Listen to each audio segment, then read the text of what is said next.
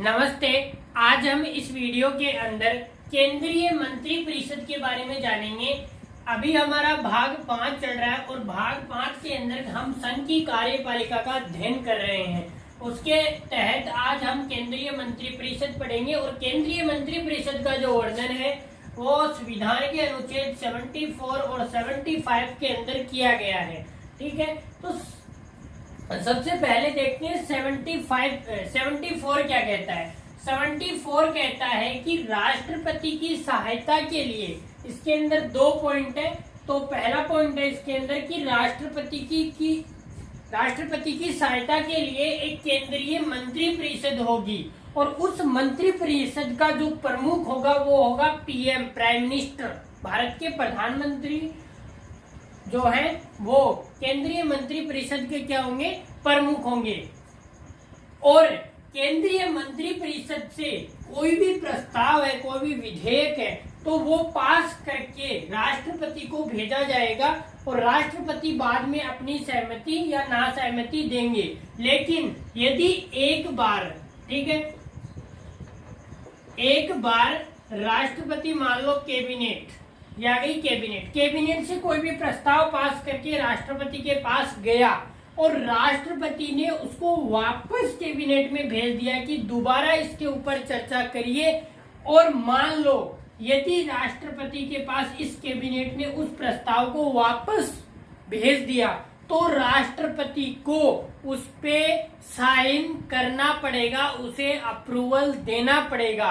पहली बार राष्ट्रपति उसे वापस कैबिनेट में भेज सकते हैं, लेकिन दूसरी बार उस जो प्रस्ताव है जो राष्ट्रपति के पास भेजा गया है, यदि वही प्रस्ताव दोबारा भेजा जाता है तो राष्ट्रपति को उस पे साइन करना पड़ेगा अनुच्छेद 74 के अकॉर्डिंग।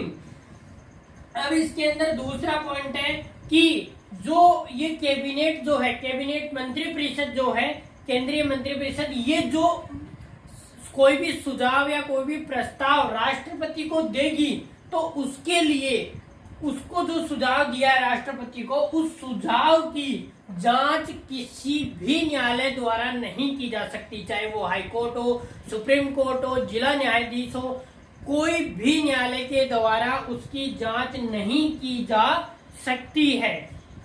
और इसके अंदर एक 1971 का एक सुप्रीम कोर्ट का ऑर्डर भी है कि यदि लोकसभा यदि विघटित हो गई, लोकसभा वर्तमान में कार्यरत नहीं है, तो मंत्री परिषद बनी रहेगी, मंत्री परिषद कार्य करती रहेगी। ठीक है, और इसके अंदर यदि राष्ट्रपति मंत्री परिषद की, हमने देखा इसमें 74 के फर्स्ट में कि राष्ट्रपति की सहायता के लिए मंत्री परिषद होगी, तो यदि राष्ट्रपति बिना मंत्री परिषद की सलाह के कोई डिसीजन लेते हैं तो वो असंवैधानिक माना जाएगा।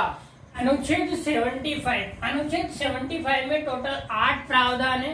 तो पहला प्रावधान ये है कि देखो, जो प्रधानमंत्री होते हैं वो भी क्या होते हैं, मंत्री होते हैं। तो मुख्य मतलब प्रधान मुख्य हो गया, वो सारे जो मंत्री हैं उनका क्या होता है, प्रमुख होता है। तो प्रधानमंत्री की नियुक्ति डायरेक्ट राष्ट्रपति करते हैं। ठीक है, अभी मैंने बताया 74 के पहले सेक्शन में ही कि प्रधानमंत्री कैबिनेट के क्या होते हैं, प्रमुख होते हैं। तो जो प्रमुख होता है उसकी नियुक्ति कौन कर देते हैं, राष्ट्रपति, यानी कि प्रधानमंत्री की। अब प्रधानमंत्री इनकी नियुक्ति कर देते हैं प्रधानमंत्री की राष्ट्रपति। ठीक है, राष्ट्रपति नियुक्ति कर देते हैं। अब प्रधानमंत्री की सिफारिश पर, मतलब प्रधानमंत्री राष्ट्रपति को ये बताते हैं कि आप इनको मंत्री बनाइए, तो प्रधानमंत्री की सिफारिश पर राष्ट्रपति मंत्रियों की नियुक्ति करते हैं। हालांकि दोनों की नियुक्ति कौन करते हैं, राष्ट्रपति, लेकिन प्रधानमंत्री की डायरेक्ट नियुक्ति करते हैं राष्ट्रपति, और जो राष्ट्रपति है उन मंत्रियों की नियुक्ति प्रधानमंत्री की सिफारिश पर की जाती है। दूसरी पॉइंट देखो, एक है कि आप मतलब लोकसभा का सदस्य हो या राज्यसभा। देखो, संसद में 2 सभाएं होती हैं, लोकसभा और राज्यसभा। इनको हम क्या कहते हैं, सदन भी कहते हैं। ठीक है, तो लोकसभा या राज्यसभा का सदस्य होना जरूरी नहीं है मंत्री बनने के लिए, ये एक चीज ध्यान रखना। लोकसभा और राज्यसभा का चाहे सदस्य ना हो, आप किसी को भी मंत्री बना सकते हो। ठीक है, तो यहाँ पे एक प्रावधान है कि आप 15% से ज्यादा क्या नहीं बना सकते, मंत्री नहीं बना सकते। लोकसभा में जितने सदस्य हैं उनसे अधिक 15% से अधिक आप किसी को मंत्री नहीं बना सकते। तो 545 का जो 15% होता है, मतलब लोकसभा के टोटल सदस्य कितने 545, उनका 15% होता है 82, ये होता है लगभग 81.75। तो 0.75 तो कोई व्यक्ति होगा नहीं, तो लगभग 82 लोगों को ही मंत्री बनाया जा सकता है, 82 लोगों को ही मंत्री बनाया जा सकता है। अब पता चले कि ये प्रावधान ही नहीं है संविधान में और पूरे जितने 545 है सबको मंत्री बना दिया, ऐसा नहीं है। सिर्फ लोकसभा में भी, लोकसभा और राज्यसभा, तो लोकसभा में टोटल सदस्य 545 सदस्यों को में 15% यानी 82 सदस्यों को ही मंत्री बनाया जा सकता है।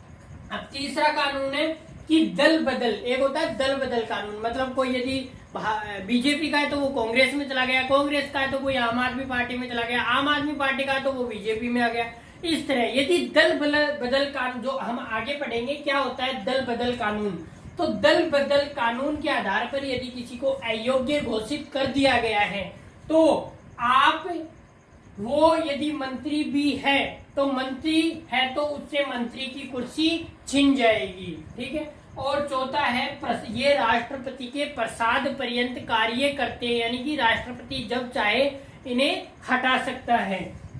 और पांचवा है कि इनको शपथ एवं प्रतिज्ञान जो है वो राष्ट्रपति दिलाते हैं।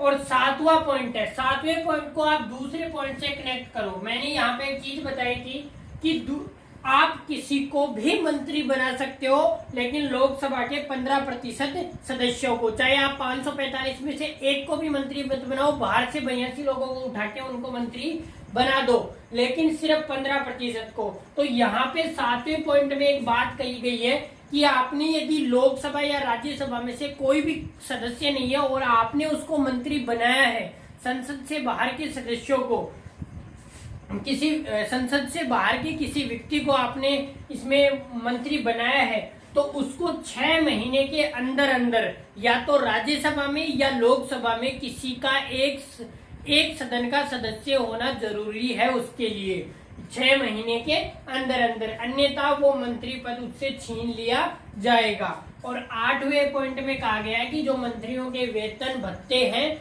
वो क्या करती है, भारत की संसद तय करती है। तो आज का हमारा जो टॉपिक था केंद्रीय मंत्रिपरिषद अनुच्छेद 74 और 75, ये कंप्लीट हो चुकी है।